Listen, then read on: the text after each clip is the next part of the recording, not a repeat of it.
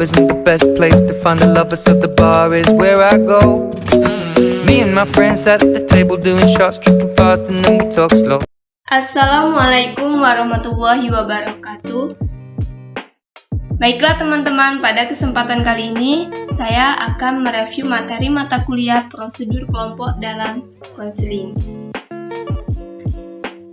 Baiklah, nama saya Dwi Setianur Aziza dengan NIM A1E119099 dari ruang 003. Di sini saya akan mereview materi dari tugas ujian akhir semester dari mata kuliah prosedur kelompok dalam konseling dengan dosen pengampu Dr. Andes Rasimin, MPD,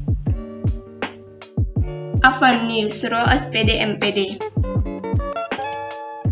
Baiklah, pengertian kelompok. Apa itu kelompok? Menurut Homan 1950 mengatakan bahwa kelompok merupakan sejumlah individu yang berkomunikasi satu dengan lainnya dalam jangka waktu tertentu yang jumlahnya tidak terlalu banyak, sehingga hal tersebut memberikan kesempatan bagi semua anggota untuk berkomunikasi secara langsung. Jenis-jenis kelompok. Kelompok formal ini dapat dibagi lagi menjadi dua jenis, yaitu satu kelompok komando atau command group, dua kelompok tugas atau task group. Kelompok informal ini dapat dibagi lagi menjadi dua jenis, yaitu satu kelompok kepentingan atau interest group, dua kelompok persahabatan atau friendship group. Bimbingan kelompok. Apa itu bimbingan kelompok? Jadi menurut Prayitno 1995-178 mengemukakan bahwa bimbingan kelompok adalah suatu kegiatan yang dilakukan oleh sekelompok orang dengan memanfaatkan dinamika kelompok. Nah, artinya semua peserta dalam kegiatan kelompok saling berinteraksi, bebas mengeluarkan pendapat, menanggapi, dan memberi saran. Tujuan bimbingan kelompok. Tujuan dari bimbingan kelompok adalah untuk melatih individu bersikap terbuka, mampu berbicara di hadapan orang banyak, melatih siswa agar dapat mengambil sikap bertanggung jawab, mengambil keputusan, siswa mampu mengembangkan perasaan, pikiran, serta memunculkan tingkah laku yang baik. Standar operasional bimbingan konseling. Prayitno dan Amti 2004 menjelaskan standar prosedur operasional bimbingan kelompok meliputi: pertama, perencanaan kegiatan; yang kedua, pelaksanaan bimbingan kelompok; yang ketiga, evaluasi bimbingan kelompok; yang keempat, analisis hasil evaluasi; yang kelima, tindak lanjut; dan yang keenam adalah laporan.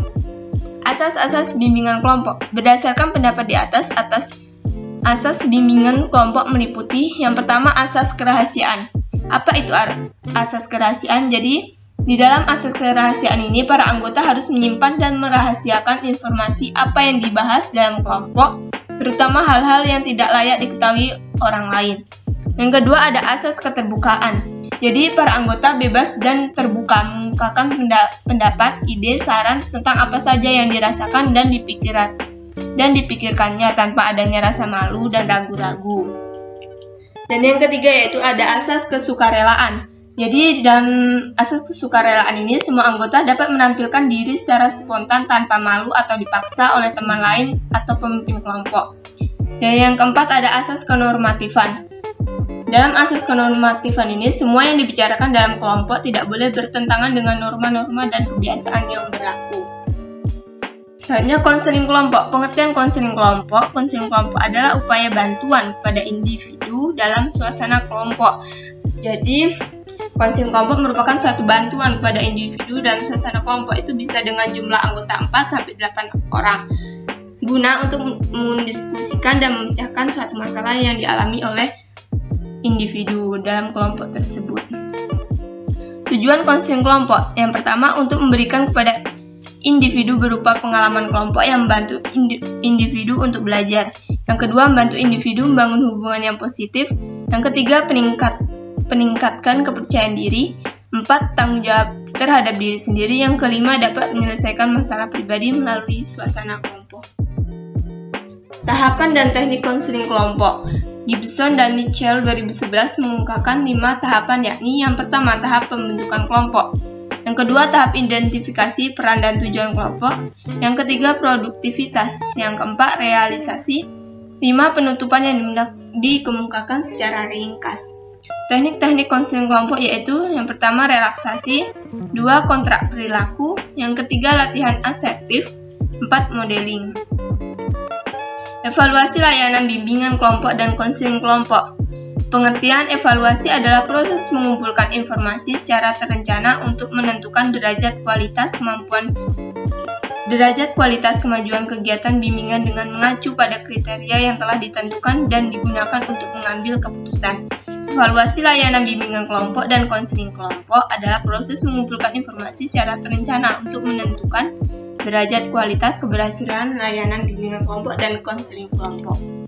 Prinsip evaluasi berdasarkan Peraturan Menteri Pendidikan Nasional Nomor 20 Tahun 2007 tentang Standar Penilaian. Evaluasi didasarkan pada prinsip-prinsip sebagai berikut. Yang pertama sahih, yang kedua objektif, yang ketiga itu harus adil, yang keempat terpadu, yang kelima terbuka jadi tidak ada yang boleh ditutup-tutupi, keenam menyeluruh dan berkesinambungan, 7 sistematis, yang ke-8 beracuan kriteria, 9 akuntabel. Kriteria evaluasi program BK. Dapat 2 evaluasi yang umum dilaksanakan pada layanan konseling program BK di sekolah, yaitu yang pertama evaluasi proses kegiatan pelayanan konseling.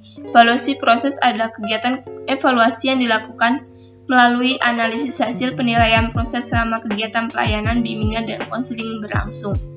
Kedua, evaluasi hasil kegiatan pelayanan konseling. Dalam hal ini, Prayitno 2004 menyatakan bahwa penilaian hasil layanan ditujukan pada perolehan peserta didik yang menjalani pelayanan bimbingan dan konseling. Tindak lanjut hasil evaluasi bimbingan konseling kelompok dan konseling kelompok. Pengertian tindak lanjut. Istilah tindak lanjut evaluasi program bimbingan dan konseling dapat diklasifikasi menjadi 2, yaitu tindak lanjut sebagai bagian utuh dari pelaksanaan layanan bimbingan dan konseling, dan tindak lanjut sebagai tahap akhir dari kegiatan evaluasi. Tujuan tindak lanjut. Yang pertama, memperbaiki hal-hal yang masih lemah, atau kurang tepat, atau kurang relevan dengan tujuan yang akan dicapai. Yang kedua, mengembangkan program dengan menambah atau merubah beberapa hal yang dapat meningkatkan kualitas pelayanan atau efektivitas program. Langkah-langkah tindak lanjut. Kegiatan tindak lanjut dapat dilakukan melalui langkah-langkah berikut ini, yaitu yang pertama, menentukan aspek-aspek perbaikan atau peningkatan yang akan dilakukan. Yang kedua, menyusun ulang desain program secara umum atau layanan bimbingan dan konseling tertentu dalam rangka perbaikan atau pengembangan. Yang ketiga, melaksanakan kegiatan tindak lanjut sesuai dengan aspek-aspek yang akan diperbaiki atau dikembangkan dan alokasi waktu yang telah ditentukan. Laporan pelaksanaan bimbingan kelompok dan konseling kelompok. Pengertian pelaporan merupakan langkah lanjutan setelah evaluasi. Isi dalam pelaporan lebih bersifat mendeskripsikan dan memberi uraian analisis terhadap hasil-hasil yang telah dicapai dalam kegiatan evaluasi sebelumnya. Tujuan yang diharapkan dari pelaporan pelaksanaan program bimbingan dan konseling ini secara umum adalah yang pertama, yang pastinya memberikan informasi perkembangan kemajuan, dinamika permasalahan dan keunggulan, serta capaian akhir program bimbingan dan konseling kepada seluruh pihak yang terlibat dan berkepentingan. 2. Menyediakan mekanisme umpan balik bagi pihak yang terlibat dan berkepentingan terhadap program bimbingan dan konseling dalam rangka modifikasi dan pengembangan. Yang ketiga, memberikan jaminan akuntabilitas kepada publik bahwa program bimbingan dan konseling yang telah dilaksanakan dan dievaluasi telah memenuhi prinsip program yang efektif, efisien, dan berkualitas. Selanjutnya, langkah-langkah pelaporan. Langkah-langkah penyusunan laporan pelaksanaan program bimbingan dan konseling dibagi dalam 3 tahap, yaitu yang pertama, persiapan. Jadi, dalam langkah-langkah pelaporan harus ada persiapan. Siapa yang bisa berupa data. Yang kedua, pengumpulan dan penyajian data. Jadi setelah disiapkan, kita kumpulkan dan disajikan data. Yang ketiga, penulisan laporan. Misalnya, yang ketiga itu ditulis laporan dari data yang telah kita buat tadi. Baiklah, terima kasih.